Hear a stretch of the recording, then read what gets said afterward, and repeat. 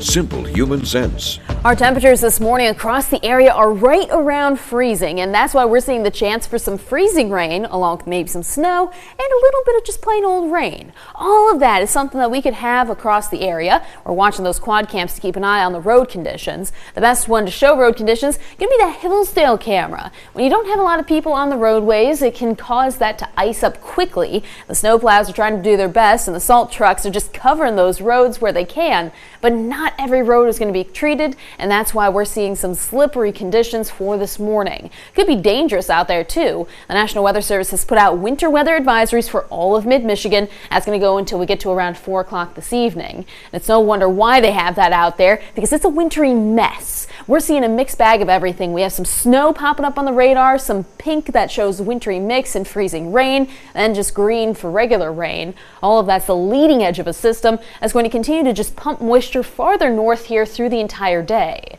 And when we look at our temperatures, again, it's right near freezing. If you warm up just by a degree or two, this would all just be plain rain. But with the Arctic air mass that we had last week, the ground is really frozen, so that rain would flash freeze still potentially, and that could cause some dangerous road conditions as well. All of this is just coming together to say, don't go out on the roadways if you don't have to. Visibility is doing a pretty decent job at the moment compared to what it could be, but 3-mile visibility in Mason and Lansing combined with those slippery conditions is just going to increase the hazard level. Today's forecast takes us back into the mid-30s by the afternoon. That switches the wintry mix over to rain, and we'll see that on the precision cast. The wintry mix and freezing rain threat is really just going to be for the next several hours. Once we get to around noon, rain moves in as those temperatures warm up, and we just keep it as mostly rain for the remainder of the day. By this evening, we could still have a few showers in the area, but mostly overnight we're just going to have cloudy skies. That is until we get to sunrise tomorrow, because tomorrow another system's moving in. This one looks like all rain, and is an all-day rain too. Snow lovers look away because this is painful. It's going to really eat away at that snowpack, going to melt the snow, and that's going to create a lot of ponding on the roadways. So be careful out there even tomorrow when we don't have as much of an ice threat. The chance for rain just keeps going past Wednesday too. This is back-to-back-to-back systems. Our precision cast shows you one for today, one for Wednesday, and right on behind it, one for Thursday. Lots of rain going around the area. Finally, we'll get a dry day, it looks like, on Friday, but by the weekend, the chance for wintry mix returns as some slightly cooler air tries to mix with a system that's headed towards our south and east. Now, after this wintry and very wet pattern, we are going to start to dry things up. The overall pattern does show we'll have below normal precipitation values heading into the beginning of February. But that's coupled with above normal temperature patterns. We have well above average temperatures forecasted for a large portion of the United States. Unless you head down towards Florida, they're actually a little bit cooler than average, but trust me, you'll be noticing it a lot more once we get later on in the forecast. Our highs for this week should end up near 40 degrees. Then as we get into next week, we have the chance for the upper 40s possibly. Even the bar graphs, like, I can't show as big a spread as this.